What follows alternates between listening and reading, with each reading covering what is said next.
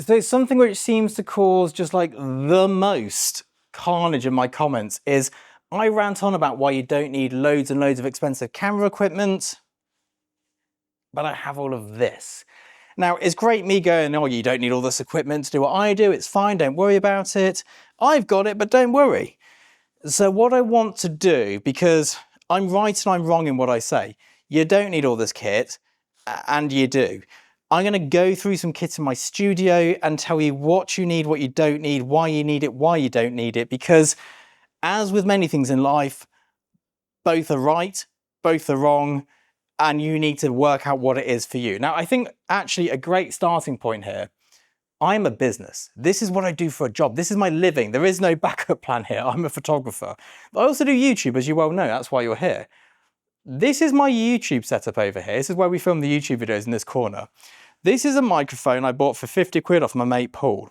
This is a light that I don't know where it came from, but it's like £100 light. And this is a camera which I borrow from my photography business to do here.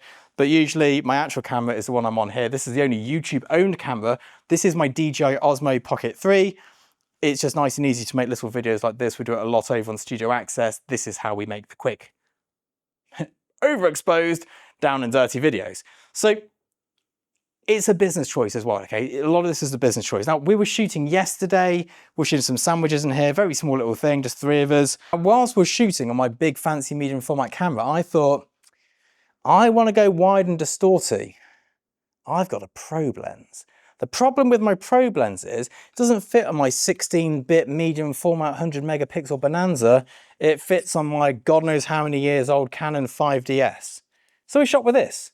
And at no point did I go, oh, image quality, it's not going to be as good. No, when the shot will look great, it's brilliant. Teddy agrees. He's been eating the leftover prawns this morning.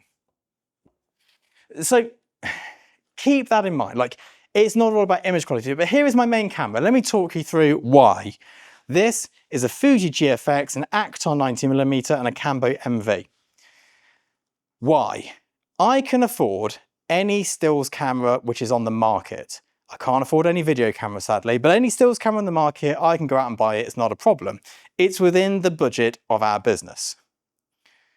But we went with this. Now, we couldn't get a Hasselblad. A lot of people go, why not the Hasselblad? We can't have a Hasselblad. Doesn't work in Capture One, does it? And because of that, lots of Digitechs only have Capture One and only know how to use Capture One. And even those who do know how to use focus don't know how to use it that well. So it doesn't matter how good Hasselblad is, it can't be done. Could have bought a Phase 1, but at the time of buying this, Phase 1s are quite expensive, and there's a thing in photography. So going on a tangent already, we bill for our equipment. There's a line item for digital equipment, which is the cart over here. So we charge like £1,000 to bring the cart. We then charge for our light, and we charge for our camera and lenses. Now, the amount you can charge out for a Phase 1 compared to the amount you can charge out to a GFX relative to the price of buying them, the GFX makes me a lot more money. Phase 1's a better camera, but not so much better that it's worth jumping ship. And this is coming from someone who hates the Fuji. That menu system, whoever made that, well, I'd like to meet them, let's put it that way. It is a heinous system. Now, this offers me a lot of other stuff though. So we don't focus stack. We use proper movements to get everything sharp. That saves us time on the shoot day, and it saves us time in post, and it saves us money in storage, all of which matter. They're all very important things. Now, if you come over here, here's my video light that I forgot to put away last year. Can't remember why it's out, but this is one of our Aperture 600D Pros. These are the lights we use for video work. These are brilliant. They're like 1,500 or £2,000 each. 5 of those sit in bags, ready for jobs. But day to day in here, we don't shoot commercial work very often. It's like, you know, well, actually last year we did. Normally we don't. Last year was an anomaly. But most of the time, when we're in here shooting educational content, we're using these nan lights. And the reason we use these nan lights is because this guy here, often, he looks good as gold now, doesn't he? He likes to knock over light stands. He's saying he doesn't, but he does. And because of that, we use the cheap ones. They're not that good, the nan lights. The colours are awful. Is it called CTI, CRI? I don't know. It ain't good. It's not nice. It's not a nice quality of light. The apertures are so much better, but I want to leave them out all the time, so we'd have to keep setting up every time I go, oh, I've got an idea for a video, I need to light the whole room. We just leave them out. If they get knocked over, they get knocked over. They're all bent and dinged up and everything, who cares? But flash. Flash is where my money's made.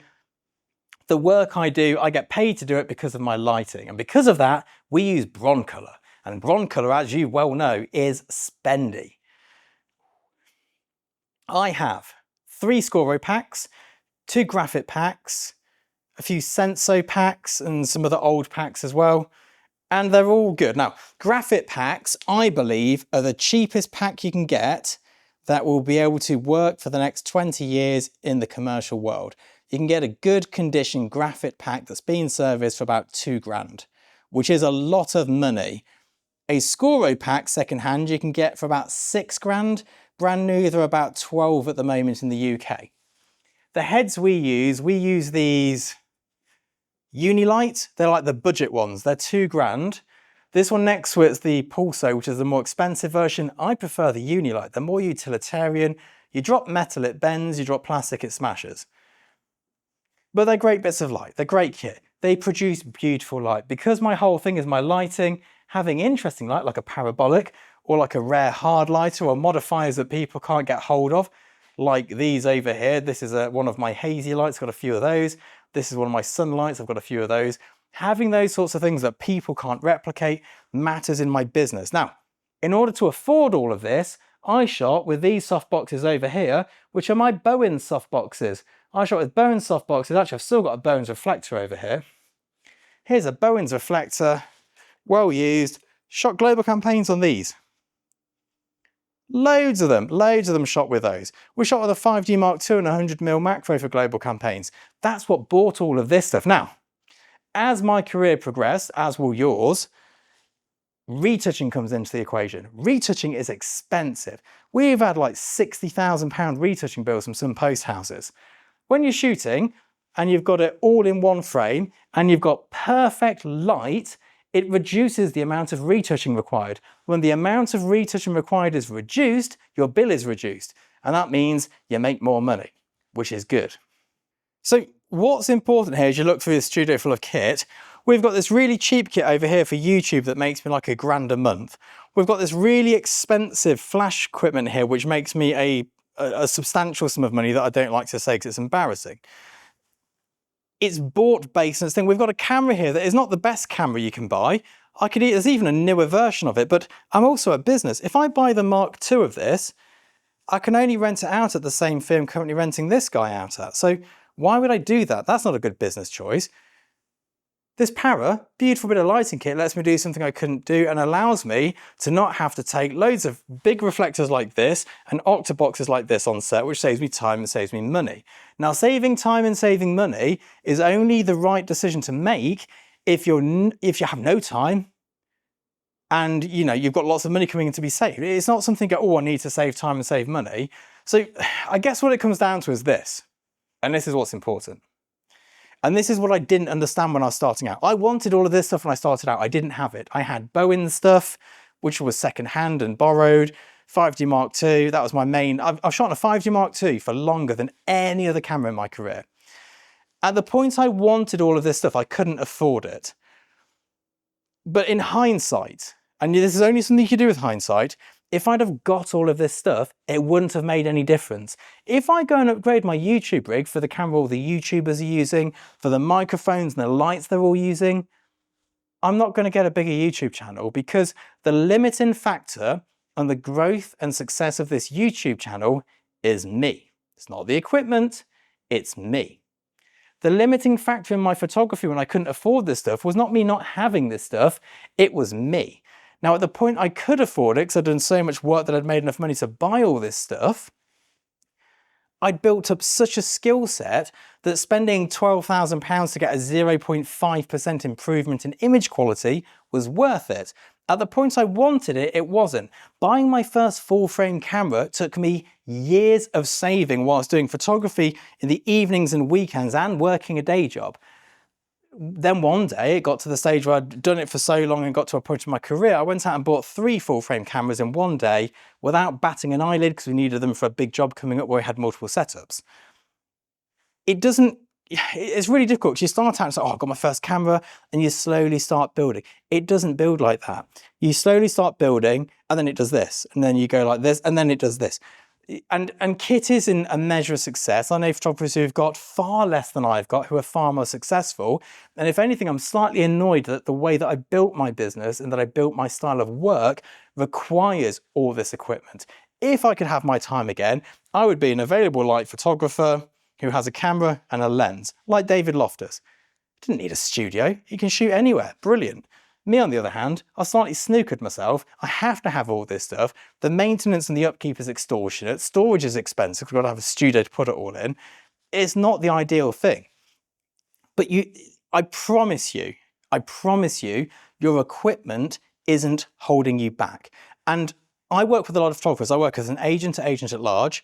I work with one-to-one with photographers, and I help a few other people out as well. There's only ever been one photographer in all those years that I've said, you should upgrade your camera. And the reason is, I won't name the person here. I think we did an interview with them at some point.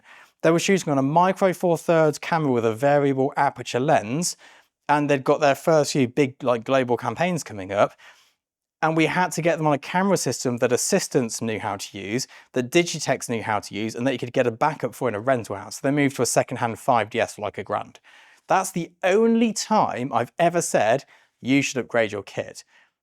I can't think of another time I might recommend that to somebody I know in my current circle, and it's highly unlikely. I mean, at the point I went, yeah, we're wasting a lot of time trying to fix these problems in image quality for clients who are paying extortionate amounts of money with fast turnaround times, I bought a better camera. That's the time to do it.